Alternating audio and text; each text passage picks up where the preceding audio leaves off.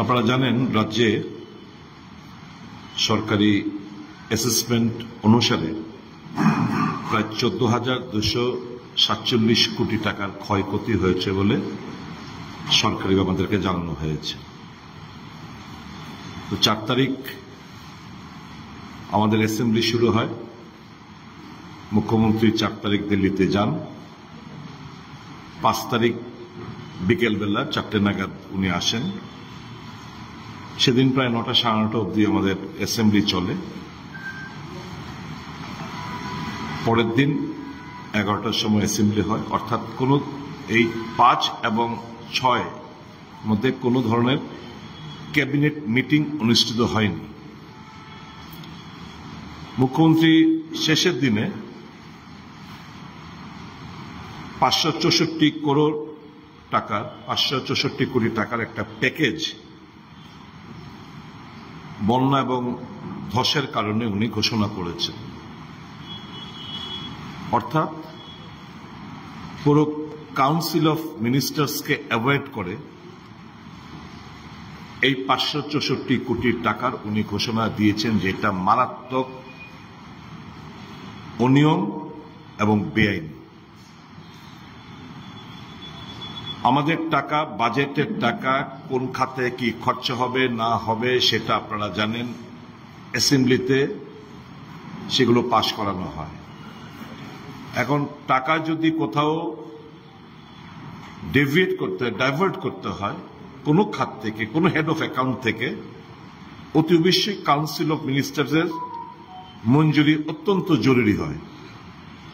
সেই জায়গায় আমি মহাকরণে খোঁজ নিয়ে দেখেছি যে 5 তারিখ উনি যখন ফিরে এলেন, তারপরে এবং 6 তারিখ বিধানসভা আরম্ভ হওয়ার আগে কোনো ধরনের ক্যাবিনেট মিটিং ছিল না। কাজেই কাউন্সিল অফ মিনিস্টার্সকে অ্যাভয়েড করে যখন আমি যেদিন উনি এলেন 5 তারিখ, যখন আমি বললাম যে আপনি গেছেন, আমরা ভেবেছিলাম বন্যা এবং ধসে ক্ষতিগ্রস্তদের সাহায্যের প্যাকেজ সেন্ট্রাল গভর্নমেন্ট থেকে ঘোষণা করা হবে, কিন্তু আমরা দেখলাম আশ্চর্যের সাথে আপনি যারা উগ্রবাদ থেকে স্বাভাবিক জীবনে যারা ফিরে আসার জন্য সংকল্প নিয়েছেন তাদের জন্য 250 কোটি টাকার একটা প্যাকেজ আপনি ঘোষণা করলেন। এই কথাটা বলার তড়িঘড়ির পর উনি মুখ্য সচিবকে নিয়ে, কারণ উনি কাউন্সিল অফ মিনিস্টার্সদের অ্যাভয়েড করা কি কারণ আমি জানি না, কাউন্সিল অফ মিনিস্টার্সকে অ্যাভয়েড করে চিফ সেক্রেটারির অ্যাডভাইস অনুসারে উনি এই কাজটি করলেন। এটা আমি মনে করি শুধু বেআইনি নয়, কাউন্সিল অফ মিনিস্টার যারাই রয়েছেন বিন্দু মাত্র যদি আত্মসম্মান বোধ থেকে থাকে, আমার জানা নেই তারা প্রশ্ন করেছেন কিনা। আমার অনুরোধ থাকবে মুখ্যমন্ত্রীর কাছে সবাই একযোগে গিয়ে কৈফিয়ত তলব করা যে কেন কাউন্সিল অফ মিনিস্টার্সকে বাইপাস করে এই ধরনের একটা সিদ্ধান্ত ওনাকে নিতে হবে। এখন 564 কোটি টাকা ঘোষণা উনি করেছেন। এই মুহূর্তে আমাদের প্রাথমিক ভাবে যেটা দরকার, আমাদের যে ক্ষতিগ্রস্ত পরিবারদের কাছে টাকা ক্যাশ চলে যাওয়া। এই যে 564 কোটি টাকা উনি ঘোষণা করলেন, এর মধ্যে থেকে পাওয়ার ডিপার্টমেন্ট 100 কোটি টাকা, পিডব্লিউডি ডিপার্টমেন্ট 200 কোটি টাকা, মানে 300 কোটি টাকা শুধু ইনফ্রাস্ট্রাকচার বিল্ডিং, রাস্তা বিভিন্ন জায়গায় ক্ষত হয়েছে, অবশ্যই এগুলোকে মেরামত করতে হবে, এর মধ্যে কোনো সন্দেহ নেই। কিন্তু প্রাইমারি আমাদের যে লক্ষ্য বিষয়বস্তুটা ছিল, যারা ক্ষতিগ্রস্ত হলেন তাদের কাছে, বিশেষ করে কৃষক, কৃষিজীবী, চাষি, মৎস্যজীবী, যারা পশুপালন করে, তাদের কাছে টাকাটা পৌঁছানোর অত্যন্ত জরুরি ছিল। এখন সেই জায়গায় আমি দেখলাম এগ্রিকালচারে মাত্র 15 কোটি টাকা, হর্টিকালচারে মাত্র 5 কোটি টাকা, অর্থাৎ দুটো মিলে আমি 20 কোটি টাকা। এবং ফিশারি এই দুটোর মধ্যে সবচেয়ে বেশি ক্ষতি মাত্র ফিশারির মধ্যে মাত্র 10 কোটি টাকা। আমি সাংবাদিক বন্ধুরা, আপনাদের নিশ্চয়ই খেয়াল আছে, আমি বারংবার বিধানসভা অধিবেশনে এবং নট অনলি দ্যাট সর্বদলীয় মিটিং এ সরকারের কাছে, মুখ্যমন্ত্রীর কাছে বারবার যে কোন দপ্তরে কি অ্যাসেসমেন্ট, কি ক্ষতি হলো, আলাদাভাবে হিসেবটা আমরা চাই। এই যে আপনারা অ্যাসেসমেন্ট করেছেন 14,247 কোটি টাকা, কোন দপ্তরে কি পরিমাণ ক্ষয়ক্ষতি হয়েছে সেটা জানার জন্য আমরা বারংবার সর্বদলীয় মিটিং এ এবং অ্যাসেম্বলির ভেতরে আমরা দাবি জানিয়েছি, কিন্তু কর্ণপাত করলেন না। আজ অব্দি আমরা লেজিসলেচার যারা এবং ত্রিপুরার মানুষ, সাংবাদিক বন্ধুরা, আপনাদের মধ্যে ত্রিপুরার জনগণ জানতে পারেনি যে মৎস্যজীবীরা কি পরিমাণ ক্ষতি হয়েছে, কৃষক ভাইদের কি পরিমাণ ক্ষতি হয়েছে, চাষি ভাইদের কি পরিমাণ ক্ষতি হয়েছে, এআরডি ডিপার্টমেন্টের যারা পশুপালন করে জীবিকা অর্জন করে তাদের কি পরিমাণ ক্ষতি হয়েছে, আজ অব্দি কিন্তু আমরা কেউ জানতে পারলাম না। কাজে এই যে প্যাকেজের পর 564 কোটি প্যাকেজের মধ্যে যে সমস্ত ডিস্ট্রিবিউশন করা হয়েছে, এটা আমি বলবো জনগণের কোনো কাজে লাগবে না। এটা যে ব্যাপক ক্ষয়ক্ষতি হয়েছে ছিটে ফুটে টাকাও পাবে না। ডাবল ইঞ্জিন সরকারের কাছে আমার প্রশ্ন, গত মাসের 20 তারিখ আর আজকে হচ্ছে 10 তারিখ, অর্থাৎ প্রায় 21 দিন চলে গেল। দাবি মোতাবেক জাতীয় বিপর্যয় ঘোষণা করলেন না, স্পেশাল প্যাকেজ দেওয়া করলেন না, সব ছেড়ে দিন। আজকের তারিখ পর্যন্ত কেন্দ্রীয় সরকার থেকে আমরা 1 টাকা আমরা পাইনি, 1 নয়া পয়সা পাইনি। যে 40 কোটি টাকা উমেশ সাহা ফ্লাডের 3-4 দিন পর যেটা পাঠানো হয়েছিল, সেটা প্রতি বছর আমরা এসডিআরএফ স্টেট ডিজাস্টার রিলিফ ফান্ডে আমরা প্রতি বছর পেয়ে থাকি। এই বছরের টাকাটা ওনারা শুধু অ্যাডভান্স আমাদেরকে দিয়ে দিয়েছেন, এইটুকুই। এছাড়া 1 টাকা এখন পর্যন্ত কেন্দ্রীয় সরকার থেকে আমরা পাইনি।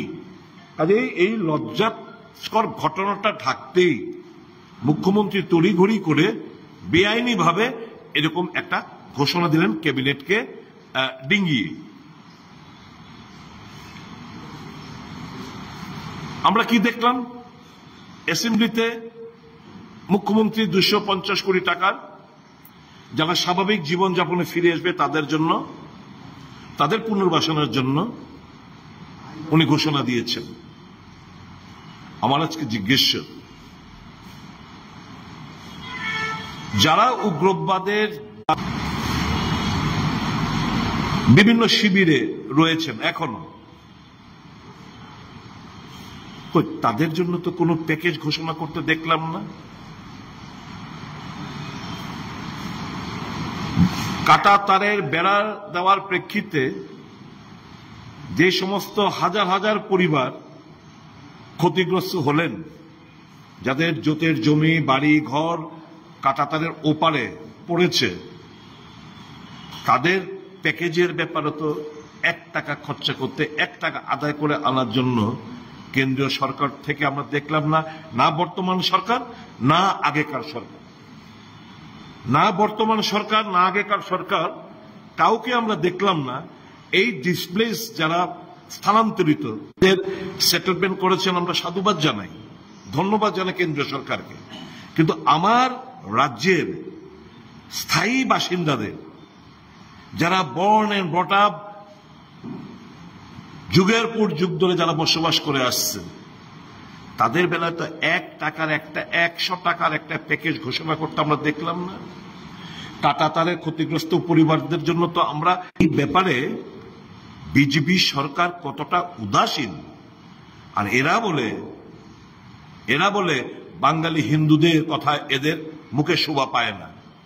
কারণ যদি আমরা মনে করি, আমরা যদি দেখি আসামে হিন্দু বাঙালি হিন্দুদের অবস্থান করুণ চিত্র, কাজে এদের মুখে সমস্ত জিনিসগুলো শোভা পায় না।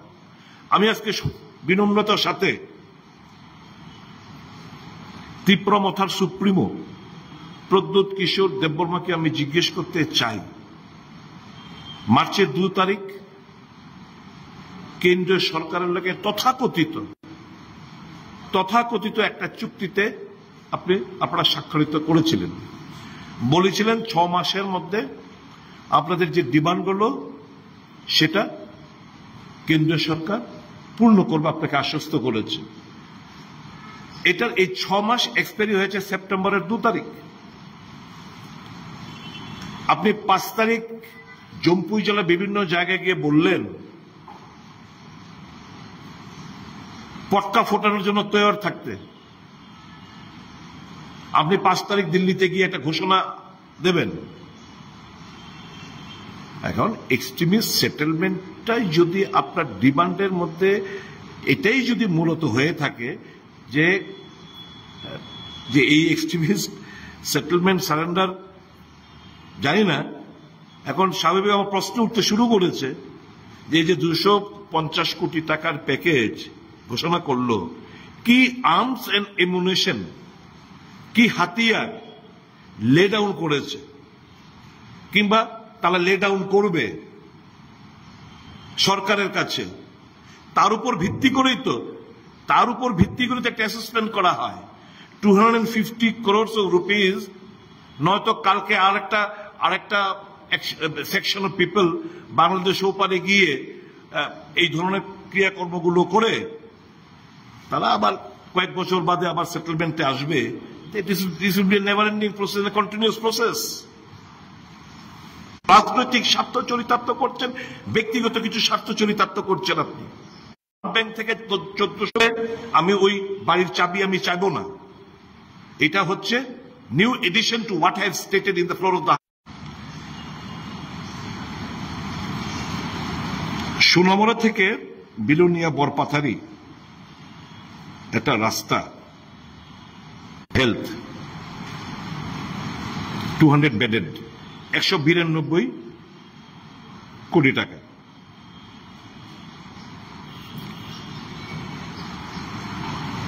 ডেন্টাল কলেজ 204 কোটি টাকার। এই কাজটা দরপত্র আহ্বান করেছে, জমা পড়েছে। এর মধ্যে পার্টিসিপেট করেছে civil engineers enterprise private limited, আরেকটা হচ্ছে ত্রিবেণী, এটা কলকাতার civil engineers enterprise private limited, কলকাতার একটা এজেন্সি। খুব সম্ভবত ওই যে নাইটেঙ্গেল, আমাদের ত্রিপুরা ভবনের পাশে যে নাইটেঙ্গেল যে একটা হাসপাতাল, এই হাসপাতালের মালিক হচ্ছে এটার মানে কর্ণধার। আরেকটা হচ্ছে Guwahati base Tribeni construction limited. এবং ম্যাকেন্টোশ বার্নের মতো নামী কোম্পানিকে বলা হয়েছে তোমাদেরকে পরে কাজ দিব, তোমরা পার্টিসিপেট করো, কিন্তু এদেরকে সাপোর্ট করে দাও। আজকে বলে যাচ্ছি, এই যে 2টা কোম্পানি, এই যে এখন কি অবস্থায় আছে, অবস্থাটা এই, এখন শুধু টেকনিক্যাল বিড খোলা হয়েছে। এই 2টা কাজের টেকনিক্যাল বিড খোলা হয়েছে, ফিনান্সিয়াল বিড এখনো খোলা হয়নি। আমি চৈতের গীত মাগে গিয়ে যাইতেছি, এই 2টা কোম্পানির মধ্যে একটা কাজ তারা বন্টন করে নেব এবং হাই রেটে কাজ অ্যাওয়ার্ড হইব। This is the extent. এবং ওএসডির গুয়াহাটিতে ইদানিং যাওয়া এবং ওএসডির কলকাতাতে ইদানিংকালে যাওয়া ইঙ্গিত বহন করে এই কাজের সাথে।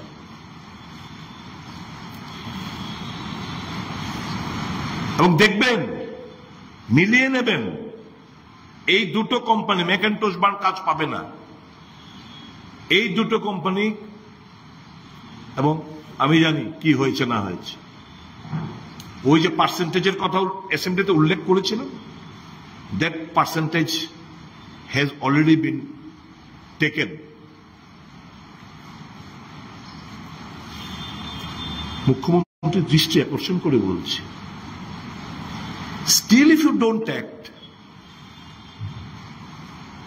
এরপরও যদি আপনি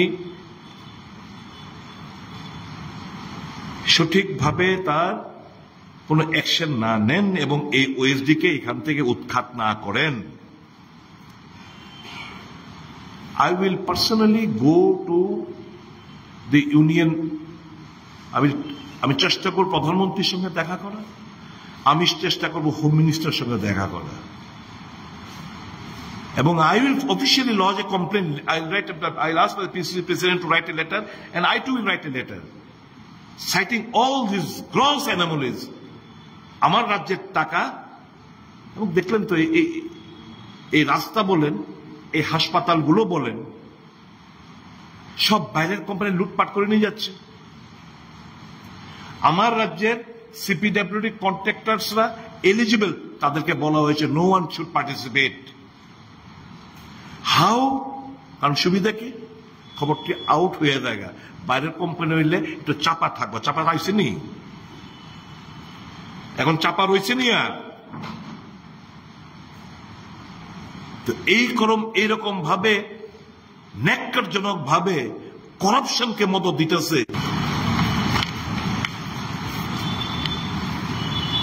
আরেকটা ইস্যু, সারা রাজ্যে একটা ললেসনেসের একটা খবরের কাগজ, সোশ্যাল মিডিয়া দেখলেই খুন, জখম, রাহাজানি, সাংবাদিক পেটানো, বাড়ি ঘরে, নিরীহ মানুষের বাড়ি ঘরে পেটানো। এই তো গত পরশুদিন আপনাদের মধ্যে 4 জনকে বেধড়ক মারধর করা হয়েছে জিবি আশপাশ এলাকায়। ত্রিপুরা প্রদেশ কংগ্রেস গভীরভাবে আমরা নিন্দা জানাচ্ছি, ধিক্কার জানাচ্ছি, এবং এরাই হচ্ছে ভারতীয় জনতা পার্টির অ্যাসেট, হীরার টুকরো। যে রাজ্যের মধ্যে সাংবাদিক মায়েরা, বোনেরা তারা সুরক্ষিত না, সেই জায়গায় আম জনসাধারণ কি অবস্থা ভালো করে বুঝতে পারছে। জিআরবিটি নিয়ে একটাই প্রশ্ন আমাদের আজকে, গতকালকেও আমাদের যুব কংগ্রেস ভাইয়েরা, বন্ধুরা আন্দোলন সংগঠিত করেছেন, ডাইরেক্টরের সঙ্গে কথাবার্তা বলেছেন যে এর মধ্যে প্রচুর গাড়াকল রয়েছে। কি ডিমান্ড করেছে এরা? ডিমান্ডটা এই করেছে যে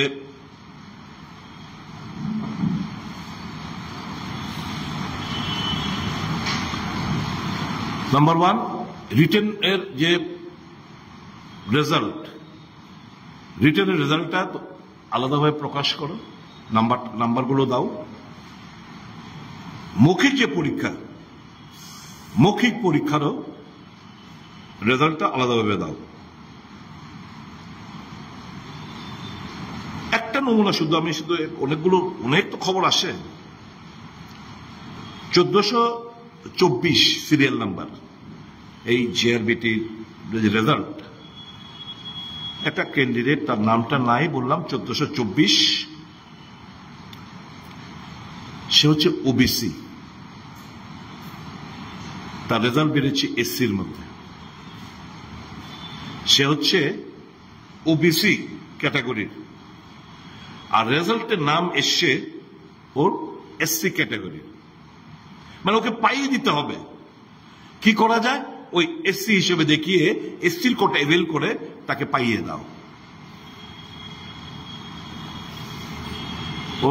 এটা হচ্ছে দক্ষিণ জেলার জোলাইবাড়ি বিধানসভা কেন্দ্রের। আর কি দাবি করেছি আমরা? যে যারা এতগুলো বের করেছেন অনেকে, প্রায় আমার ধারণা, ব্যক্তিগত ধারণা, 1000 খানেকের মতো লোক জয়েন করবেন। ইতিমধ্যে এরা গ্রুপ সিতে চলে গেছে একটা বিরাট অংশ বহিরাজ্যের এরা আসবে না। কাজে ওয়েটিং লিস্ট বের করো। ওয়েটিং লিস্ট থাকলে লেটার অফ অ্যাপয়েন্টমেন্ট শেষ দিন যখন জমা দেবে তখনই বেরিয়ে আসবে এতজন জমা পড়েনি। তারপরে তোমরা নেক্সট সিরিয়াল থেকে শুরু করে তোমরা তাদেরকে সুযোগ করে দাও। আরে কারা পেল? এই রাজ্যের ছেলে মেয়েরাই তো পেল। সবাই তো তাকিয়ে থাকে একটা বুক ভরা আশা নিয়ে যে হয়তোবা দীর্ঘ প্রতীক্ষার পর একটা ভালো খবর কিছু আসবে। আমি সরকারের কাছে অ্যাসেম্বলিতে বলেছি, আমার যুবক কংগ্রেসের এরা আন্দোলনে সংগঠিত করেছে, আজকেও প্রদেশ কংগ্রেসের ভবন থেকে আমরা জোরালো দাবি জানাচ্ছি এই ওয়েটিং লিস্ট বার করার জন্য। আরেকটা খুব সেন্সিটিভ, এর বেশি আমাকে আপনারা কিছু জানার চেষ্টা করবেন অবশ্যই। না, আমরা তো একটা সেন্সিটিভ একটা বিষয়বস্তু নিয়ে একটা চিঠি মাননীয় প্রদেশ কংগ্রেস সভাপতি আজকে মুখ্যমন্ত্রীকে লিখেছেন। আমি আপনাদের পড়ে শোনাচ্ছি, তো বিষয়বস্তুটা এর মধ্যেই আপনারা বুঝে যাবেন। মাননীয় মুখ্যমন্ত্রী মহাশয়, আশা করি ভালো আছেন। একটি বিষয় নিয়ে আপনার দৃষ্টি আকর্ষণ করছি। বিষয়টি অত্যন্ত গুরুত্বপূর্ণ। দয়া করে আমার এই বার্তাটি পড়বেন। আশা করি আপনার ব্যক্তিগত ইমেজ এবং দলের ভাবমূর্তি তাতে অক্ষুণ্ণ হবে না। গত দুদিন ধরে রাজ্যের বিভিন্ন প্রান্ত থেকে আমার কাছে আপনার দলের 2 সক্রিয় সদস্যের নৈতিক পতনের বিভিন্ন ছবি এবং ভিডিও আসছে। বিষয়টি খুবই লজ্জার। আপনি শুনে আহত হবেন যে দুজনের সম্পর্কে অভিযোগ, না, আপনি শুনে আহত হবেন যে দুজনের সম্পর্কে অভিযোগ তাদের মধ্যে একজন ধলাই জেলার সভাধিপতি এবং আরেকজন সালামা পঞ্চায়েত সমিতির চেয়ারপারসন। পাবলিক ফিগার হিসেবে দুজনকে কোনোভাবেই মেনে নেওয়া যায় না। যে দায়িত্ব তাদের কাছে অর্পিত হয়েছে দলের তরফে তা প্রতিপালন করার কোনো অধিকার তাদের দুজনের নেই। আমার অনুরোধ যে বা যারা ওই দুজনের চারিত্রিক দিকটির ভিডিও করে ছবি তুলে নানা দিকে দিয়ে দিচ্ছে তাদের বিরুদ্ধে কড়া ব্যবস্থা গ্রহণ করুন। কি ছবি বা ভিডিও তা আপনাকে পাঠাতে রুচিতে বাঁধছে আপনি ব্যক্তিগতভাবে চাইলে না হয় দেখানো যাবে। আগামী 48 ঘন্টার সময় যথেষ্ট। এর মধ্যেই আপনাকে ব্যবস্থা নিতে হবে, না হলে আমরা দলীয়ভাবে যা করা করব। ধন্যবাদ আনতে Ashis Kumar Shah. They have lost all moral rights. যখন কৈতুর বাজার এবং দুর্গানগরের জায়গায় বাড়িঘর দাউ দাউ করে জ্বলছিল, লুটপাট চলছিল অবাধে, তখন ভারতীয় জনতা পার্টির অফিসে বসে সব চিন্তাবিদরা বসে তারা সিলেকশন করলেন কে চেয়ারপারসন হবে, কে জেলা সভাধিপতি হবে, কে প্রধান হবে, কে উপপ্রধান হবে, কে পঞ্চায়েত সমিতির চেয়ারপারসন হবে। এর মধ্যে এক মার্ডার কেসের আসামে যে 3-4 মাস জেল খেটে বেরিয়েছে তাকেও করা হয়েছে পঞ্চায়েত সমিতির চেয়ারপারসন। এখানে দুজনের কথা উল্লেখ করলাম, খুব নোংরার ছবি আজকে আশিস বাবুর কাছে ঘুরে ঘুরে এসছে। আমার বক্তব্য হচ্ছে এরা মহিলা to resign, let replacement be there, এবং যারা এই সমস্ত ন্যাক্কারজনক ঘটনার সাথে যারা জড়িত তাদেরকে খুঁজে বের করে দৃষ্টান্তমূলক ক্ষেত্রে কোন ধরনের কলঙ্ককে এটা ঢাকার যদি প্রচেষ্টা হয় তাহলে জনসম্মুখে সেগুলিকে নিয়ে আসতে হবে। আপনাদের অবগতির জন্য জানাচ্ছি, আমাদের সর্বভারতীয় কংগ্রেস কমিটির সম্পাদক পদে সারা দেশেই কংগ্রেস কমিটি পরিবর্তন হয়েছে। আমাদের রাজ্যে যিনি নতুনভাবে দায়িত্বভার গ্রহণ করেছেন সেক্রেটারি ইনচার্জ রূপে ক্রিস্টোফার তিলক, উনি তামিলনাড়ু থেকে এই সেক্রেটারি পদে আমাদের রাজ্যে উনি আজকে সন্ধ্যার বিমানে আসছেন এবং আগামীকাল এবং পরশু এই দুদিন উনি রাজ্যে অবস্থান করবেন। সংগঠনের বিভিন্ন পর্যায়ে উনি সমস্ত নেতৃবৃন্দদের সঙ্গে মিলিত হবেন। প্রদেশ কংগ্রেস কমিটি, আমাদের বিভিন্ন শাখা সংগঠন, আমাদের বিভাগ সেলগুলির নেতৃত্বের সঙ্গে উনি আলোচনা করবেন এবং প্রদেশ কংগ্রেসের পক্ষ থেকে যে বিভিন্ন কর্মসূচি আমরা হাতে নিয়েছি সেগুলি সম্পর্কেও বিস্তারিতভাবে উনি এই দুদিন সমস্ত বিষয়ে আলোচনা ক্রমে আবার পরবর্তী পর্যায়ে উনি আপনাদের মুখাপেক্ষি হবেন। তো উনি আগামীকাল প্রদেশ কংগ্রেসের সভায় থাকবেন, আজকে সন্ধ্যার বিমানে আগরতলায় এসে পৌঁছচ্ছেন। এই দুদিনের সফরসূচিতে উনি রাজ্যের সাংগঠনিক বিষয়, বন্যা কবলিত মানুষের বর্তমান কি অবস্থা এবং রাজ্যে জুড়ে যে একটা সাম্প্রদায়িক উস্কানির মূলক ঘটনা আমরা যেটা শাসক দলের ষড়যন্ত্রে শিকার হচ্ছে, বিভিন্ন ধর্মের মানুষ, জাত সম্প্রদায়ের মানুষ, সেগুলিকে দেখে